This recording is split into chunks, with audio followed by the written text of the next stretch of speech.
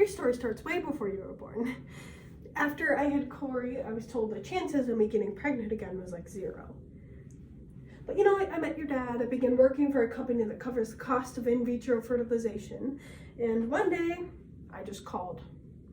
Set up the appointment. Didn't even tell him I was calling.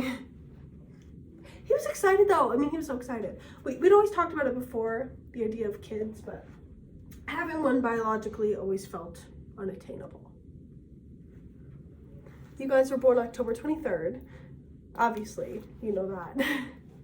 And when the time came to give birth, I went to Taco Bell instead of the hospital and ate just like a ton of food because I knew that they wouldn't let me eat when I got up there. Like $60 worth of tacos, worth it. Then I gave birth. Sammy was born at 10 and you 8 minutes later. Spiritual leader Dada Vaswani once said, "True love is selflessness that is prepared to sacrifice." In October of 2001, my mom gave birth to myself and my twin sister. Months later, she was made to do it on her own, as she struggled with her husband's drug addiction and year-long absences in a time of financial stress and isolation from loved ones.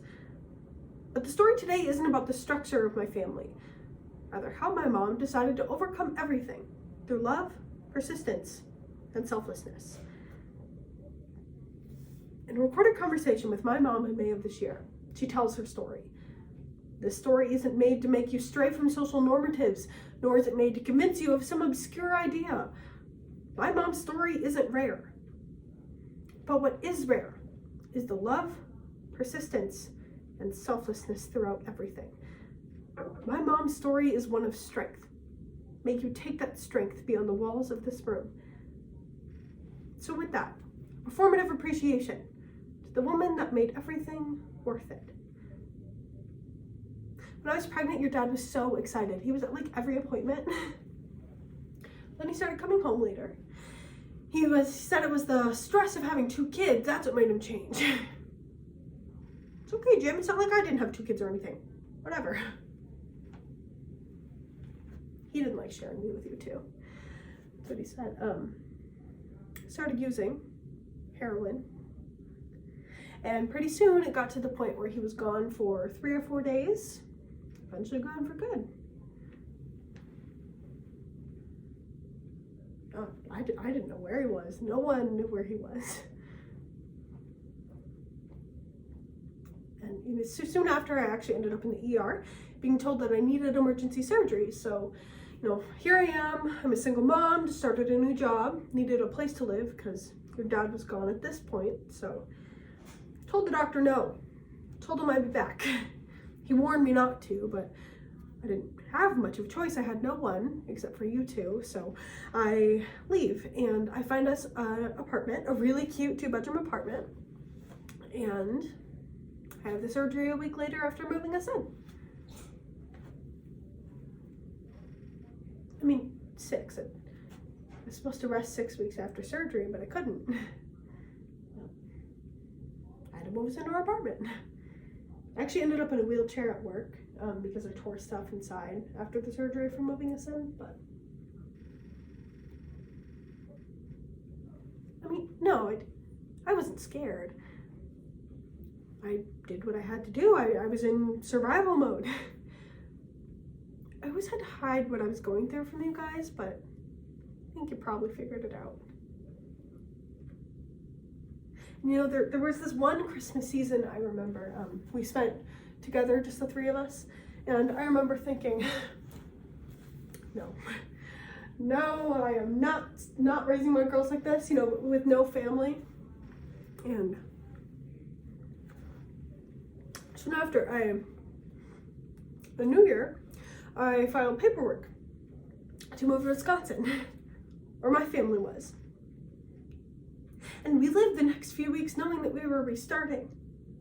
It was freeing.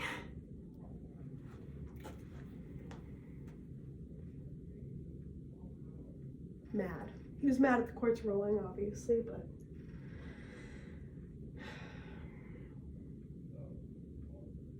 he actually kept trying to take you guys. The daycare would call every day and say that he was there trying to take you guys out of daycare.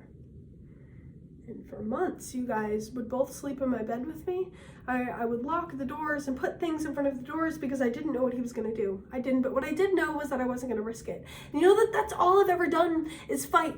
I had to fight to get you guys. I had to fight to keep you guys safe. I even had to fight to be pregnant, for Christ's sake. For 21 years. That's all I've done. Fight.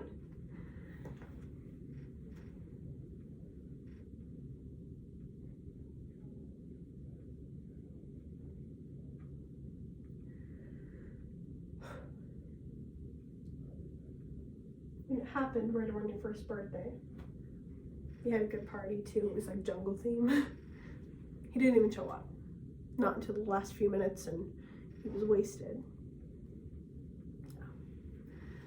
And that night, I woke up to sounds out on the patio. So I go downstairs, I go outside, and there he is.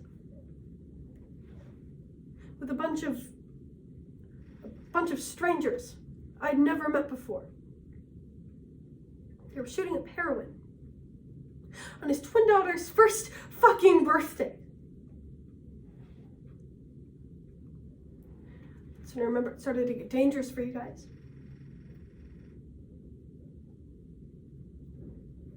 It was bad. I would find needles in the house, needles in the car, everywhere. And there was one night, I woke up again to sounds out on the patio, so I go downstairs, I go outside, and there he is. On the ground, crawling. Because he dropped a rock of crack cocaine and he was afraid that you guys would find it. He wasn't afraid. He wasn't afraid of the needles around the house, or around the car, or the dangerous people, the dangerous strangers he was bringing near his 12-month-old twin fucking daughters. He was never afraid. He didn't know what it's like to be afraid. And I told him that night, I told him that night either to get clean and give up the drugs or leave. And he left. Just like that. No one knew where he went for an entire year. No, but raising you has been the hardest and proudest thing I've ever done. Now that you're both adults and good people, that's all I've ever wanted, for you to be adults and good people. If I had to say one thing to pass me, buckle up, bitch. What? Fine. I guess I would have told myself to leave. Spare myself of all the shit in between. It was hard. Did I ever tell you about the murder? Another time. When I got the strength to leave, that's when I was proudest of myself. So proud. I don't regret one bit of it. Not one. I'm just so proud of who you two are. And I'm so thankful. I am so thankful for you and Sammy for making all of these years happy. So happy, even though some of them weren't. You know, it's funny. You guys have gone from being my kids that I'm raising and protecting to protecting me. You're my friends now.